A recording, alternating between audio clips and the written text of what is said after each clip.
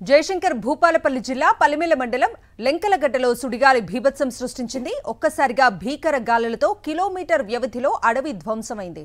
అడవిలోని భారీ వృక్షాలు నేలకొరిగాయి. వందల ఎకరాల్లో పత్తి, మిర్చి పంటలు ధ్వంసమయ్యాయి.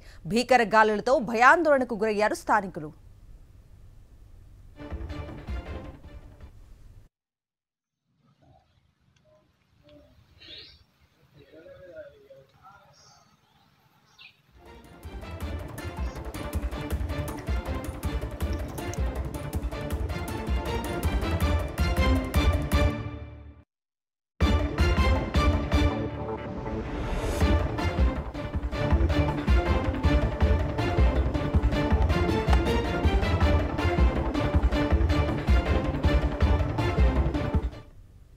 జయశంకర్ భూపాలపల్లి జిల్లా పలిమెల మండలం లెంకలగడ్డలో సుడిగాలి భీభత్సం సృష్టించింది.